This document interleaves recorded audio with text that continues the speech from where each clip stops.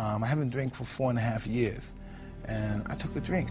And I started being. I just started chugging them, wing, wing, wing, wing, and I got the. I'm so ironic because I started feeling really guilty. I don't know. I didn't feel good. I just didn't feel good talking to these people, knowing that I took those shots the other day. What after 4.5 years of sobriety, what was it that got you to take that drink? I don't know. Too much stuff coming at me. I'm doing my auto documentary, the sports documentary. I did that. I was doing these. Everything just started creeping up on me, hitting me. Boom. I started going to my old neighborhood, and I started dealing with old wounds that opened up. And what you said at the press conference, you said you'd been lying to everyone about being sober, that you were on the verge of dying because you're a vicious alcoholic. Those are the words I use because when I start drinking and I relapse, I think of dying. You know what I mean? I'm in a real dark mood. I think of dying. And I don't know. I don't want to be around no more. Sometimes I don't want to live when I'm in that state. It's just really difficult to discuss. It's just a really dark moment in my life when I start. You said you think about dying at that time. I went back and I read some interviews you've done over the years. And you know what I found, Mike? I found references on your part to suicide dating all the way back to the late 1980s. But I do think about it every now and then. Years. It's not like I want to shoot myself today or something. It's just sometimes if I get drunk, I'm just not the same guy. If I'm drinking, I'm just not the same guy. So I just need to see my friends, see my sponsors and talk to them.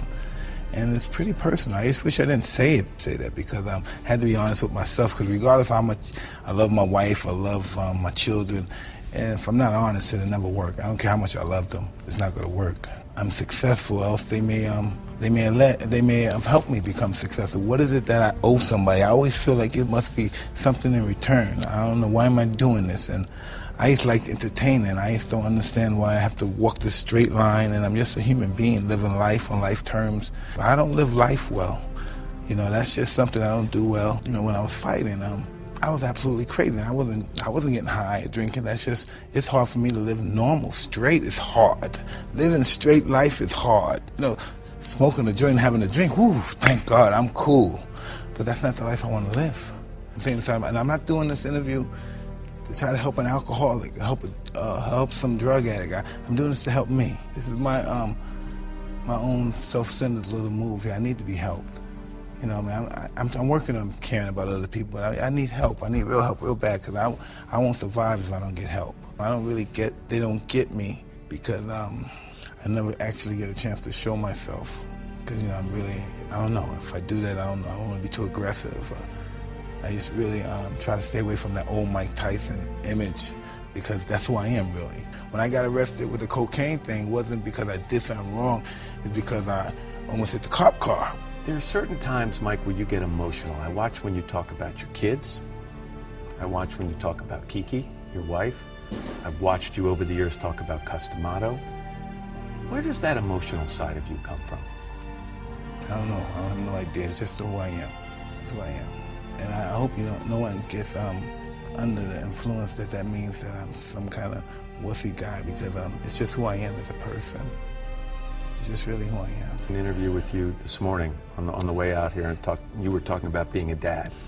And you were admitting that there were times as a father you weren't the best father. How are you today? I don't know. I don't know how to judge myself as a father. I'm just taking care of my kids. What do you think your kids would say about you? I don't know what my kids think about me. My older kids, I don't know. I wasn't always, when I was at, I don't know, Mike Tyson, the baddest man, the punk, whatever they called me back then. I was a pretty absentee dad back then. I really didn't care about it at all. I was really pretty self-centered. People talking nice things and giving me compliments and all that stuff. It's just now this is a different age and time now that I'm pretty active in their lives. I don't know if my older kids really want me to be that close, but I'm just happy that we're friends now. We respect each other. I still have a long way to go. Of course. I'd be lying to myself if I said I did. They've grown up in a very different world with a much different experience than you grew up. Pretty much, yeah. Can you identify with the world they're living in? Not at all.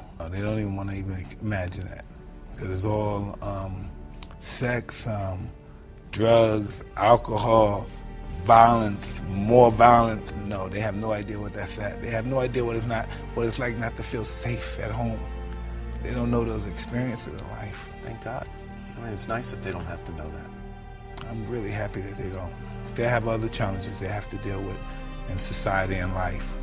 Well, listen, this has to happen. You know what I mean? People will write their own history, but they're not going to write it in the way they want it. They're going to write it in the circumstances that it is today. You know what I mean? They're going to have to deal with all the problems from the past. The past is that's been transmitted to us, that's been inherited to us, and that's been given to us. Speaking of history, you said one time that one of the things you've learned is that to succeed greatly, you have to be willing to fail greatly. Oh, 100%. No one failed more than I did. I deserved all the credit I received. Nobody's seen more than I've seen. This could surpass me in the pain I've endured.